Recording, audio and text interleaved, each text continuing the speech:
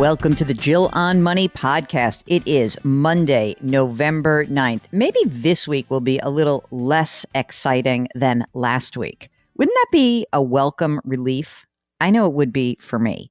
So here's to hopefully a somewhat boring week. Boring would be good. You know, you get it to a certain point in your life where you really like to be bored sometimes. And I think after the tumult that we have endured, we're due a few boring weeks. Let's take some boring weeks. All right. If you have a financial question, please let us know. You can send us an email. Our email address is askjill@jillonmoney.com. Askjill@jillonmoney.com. And don't forget to let us know if you'd like to come on the air with us. We really want to get more and more of you. We just want to hear other voices. I think you guys also like it better. I think listening to two people chat about what's going on is better than me just yakking away. Let us know, okay? All right, let's start with some of your questions. This is from Jessica, and she wants to know, is she on track to FIRE, meaning financial independence, retire early? So here we go. Jessica writes, I've been enjoying listening to your podcast and would love your advice to see if I'm on track to retire early. I'm 33, single, and no kids. Mark, can I just interject here for a second? When you were 33, single with no kids, did you ever think about retiring early? I think that this is a really interesting generational divide. Mark said it didn't cross his mind. Mark's like a half a generation behind me. Certainly in my generation, nobody who was in their 30s, probably even in their 40s, really thought or articulated, I want to retire early. I don't know. It's an interesting, more millennial concept. That said, let's get back to Jessica. Jessica actually has a house. She's got a mortgage, which is $158,000, and she's going to finish paying it off in 5 years. So she will own her house outright at age 38. Whew. Okay, here's what she's got. She's got $15,000 in emergency funds. She has $216,000 in a taxable investment account at Betterment. She has $78,000 in a rollover IRA, $14,000 in a Roth IRA. Now, let's see what she's got. She's got a 401k at work. She's saving, let's see, she's got $201,000 that is in that plan, about $100,000 in company stock. And she says, and by 2025, she's going to have an additional $300,000 in the company stock. So $400,000 in company stock, $200,000 in retirement with the employer. Then she's got the traditional IRA rollover, a little bit in a Roth, a couple hundred in a taxable account. Okay. This is fascinating. She says, I want to retire by the age of 40. I am considering using the taxable investment account to purchase a rental home. Would that be a good idea? I'm in between the 32 and the 35% tax bracket, which would depend on her bonus. Question. Should I move my traditional IRA and make it a backdoor Roth, as I should be in a lower income tax bracket later on? And the end is lovely. I love hearing your direct and useful advice. So any additional feedback you have will be greatly appreciated. Wishing you a safe and wonderful holiday season. I can't believe we're at that point, Mark. Holiday season greetings. All right, Jessica. First of all, don't do a rental property right now. I don't think you should do that. I do think trying to do a backdoor Roth makes a lot of sense. Now, what's interesting is what you probably should do, you know, you've got to be careful with that rollover, that IRA rollover. What you would do is you would take the money that's in the traditional IRA rollover, roll it into the traditional 401k at work. Okay. Now that's off the table in terms of having any sort of outside money that's in the IRA, because I think that you're probably not going to convert this all at once. Let's put that in the traditional and keep it socked away. The other thing that I would say is, if you're really thinking about retiring at age 40, I'm not sure you have enough money. I know that sounds crazy, but you neglected to tell me one important factor. How much do you spend? And without that information, it's hard for me to give you a lot of guidance. What I'm wondering is, if you're kind of looking at these numbers and you say, I got the company stock, it's $400,000. Well, the $400,000 is not 400, right? Because you have to pay tax on it. And then you've got a good chunk of money saved. But I'm not clear on what you would do at age 40. What are you going to retire and do? What happens? And Mark's really the critical question. We always ask this, but between now and then, your life could change so many different ways. You could meet someone and partner up. You could decide to have a baby on your own. You could do a lot of different things. So I'm guessing that you can run these numbers any way you want, but it's all predicated on how much money you plan to spend in retirement. And if you're hearing some doubt in my mind, I tend to have doubts about people who make big decisions that span decades in the future. Okay. So that's the deal.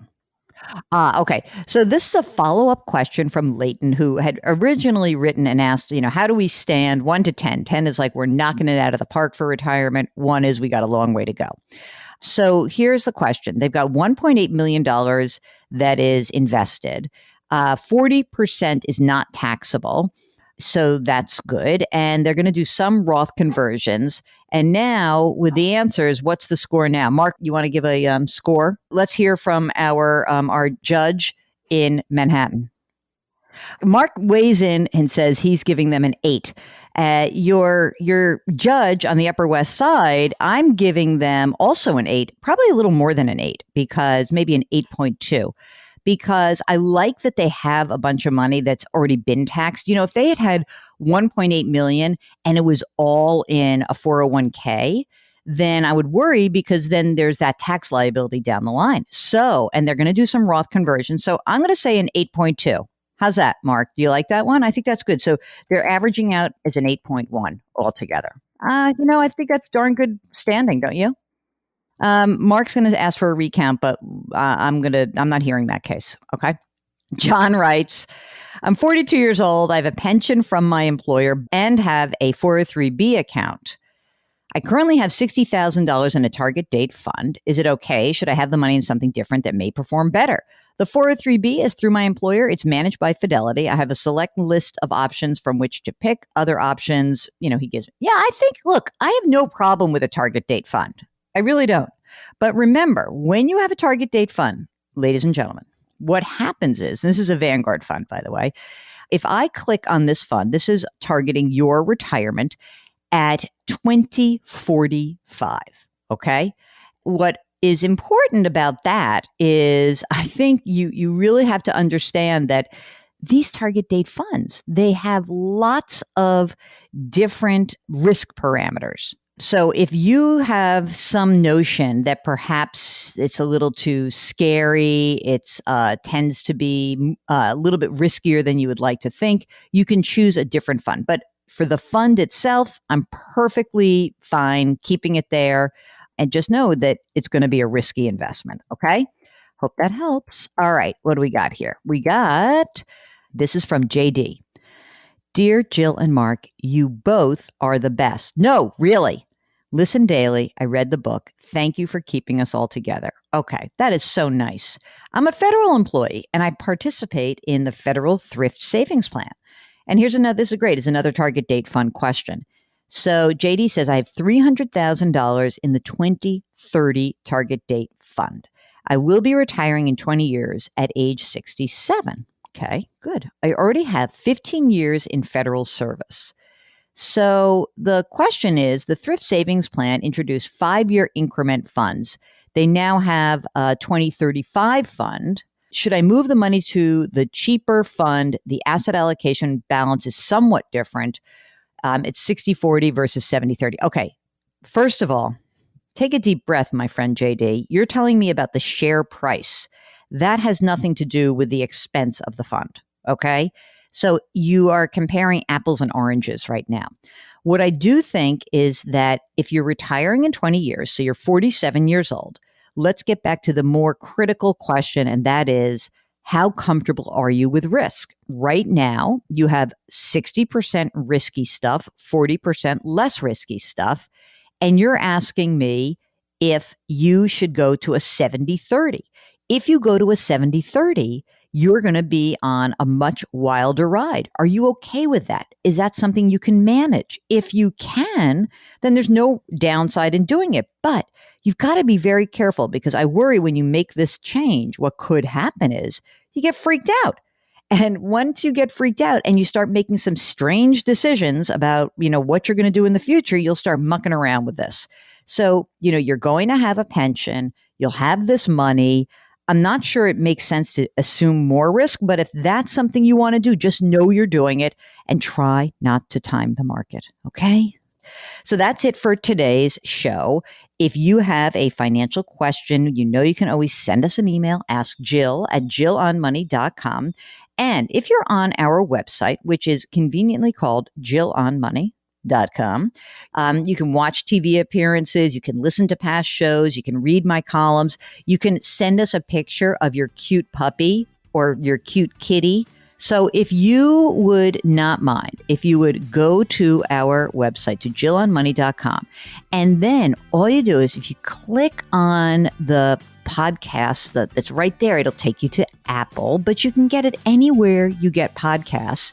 And you can also just very easily send this link to this website, jillonmoney.com, to some friend of yours and get them hooked on the podcast just like you are. And then you have something else to talk about besides politics. Isn't it great?